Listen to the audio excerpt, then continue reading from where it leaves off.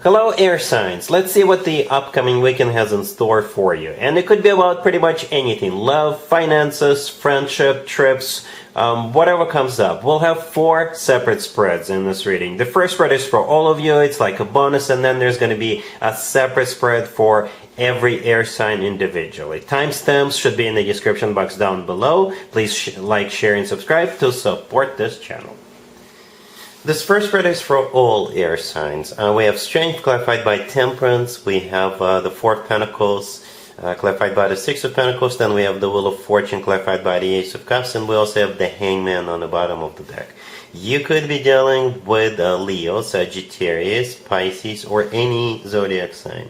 Well, the question of this weekend for you is to be or not to be. That's the question.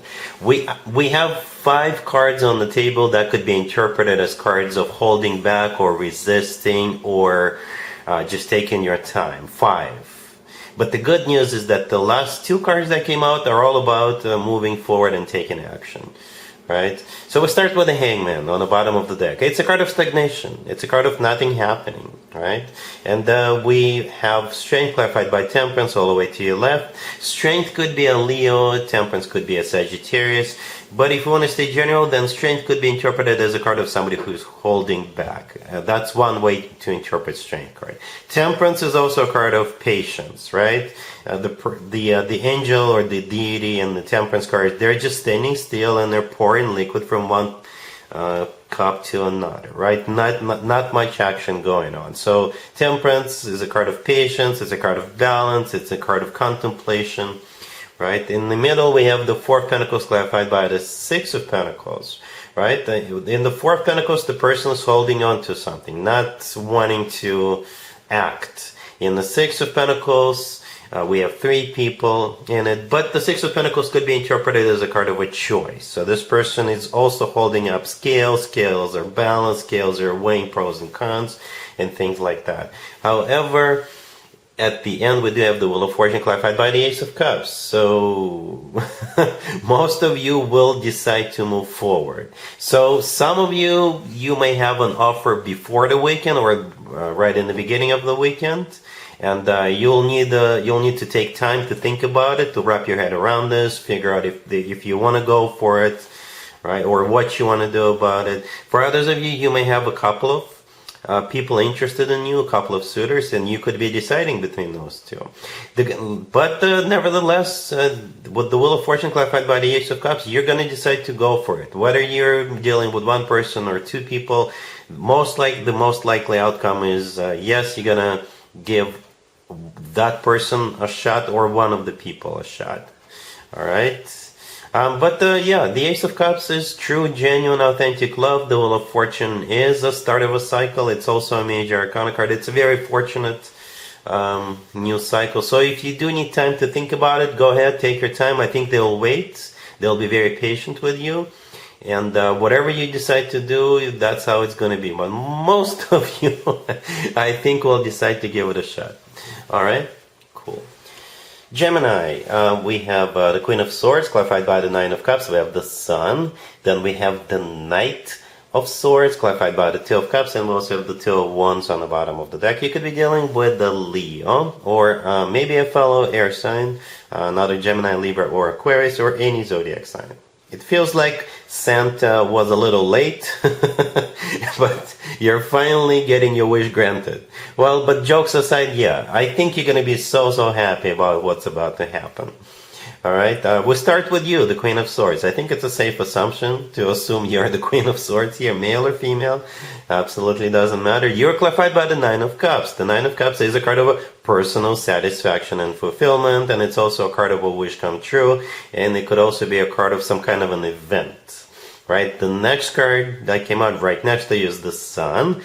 Could be a Leo you're dealing with, but it's the happiest card in the deck. And it makes total sense that this card is here, right? Because you're clarified by the personal satisfaction, wish come true card. And the next card that came out is the happiest card in the deck. So I think that's how you're going to be feeling at some point, or hopefully the whole weekend. Okay, we do actually have the Two of Wands on the bottom of the deck. It's a decision-making card. So either you or you and another person trying to make a decision, or somebody is making a decision on your behalf, right? And I think the answer is going to be yes, or the answer is going to be the option. If there are two options in front of you guys, then you guys are going to go with the option that you want.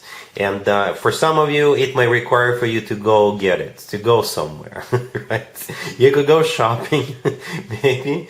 For others of you, you could have like a little getaway trip for the weekend. Perhaps for some of you, somebody is deciding to come stay with you, or somebody is deciding to buy you a ticket so you could go stay with them, or again, both of you could be traveling, because the next Karikima is the Knight of Swords. Could be a fellow air sign, another Gemini, Libra, Aquarius you're dealing with. For some of you, could be younger than you, but the Knight of Swords is the fastest knight out of all 4 knights. So this knight sometimes comes through as a card of travel, right? Like fast travel, or spontaneous travel, or short trip, or something like that.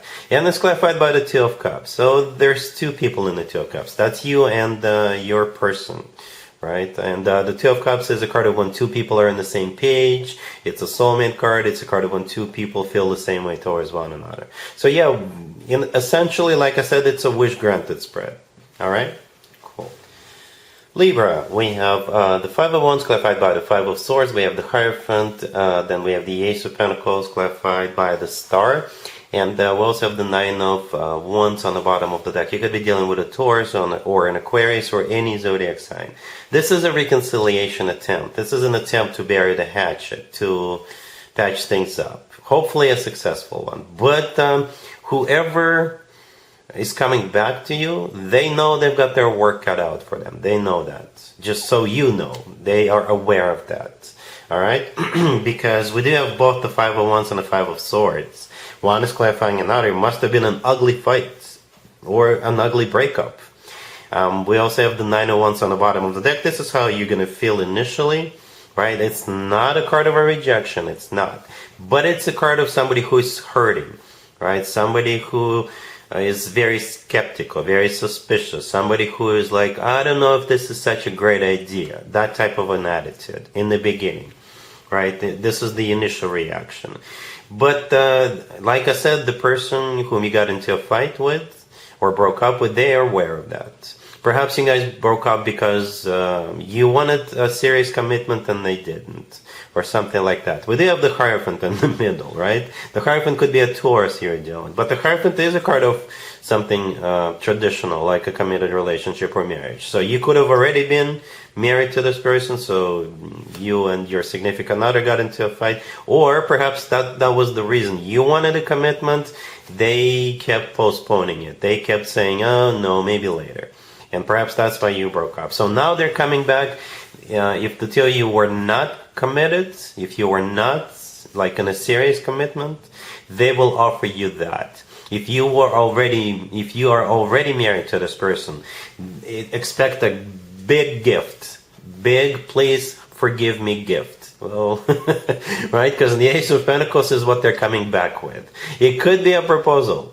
Right? If you are not married to this person, they may propose to you. They may. The Ace of Pentacles often comes through as a proposal. If it's not a proposal, they'll still offer you to move in together. They may offer you like a key to their place, right? Or something among those lines. Something big, something major. Right? The Ace of Pentacles is a big deal. The Star, clarifying that, could be an Aquarius you're dealing, but the Star could also be interpreted as a card of healing and a card of a wish come true. And the thing about the Star card, it's something people usually wish for a very long time. So whatever you've been wishing for a long time, that's what the Ace of Pentacles is.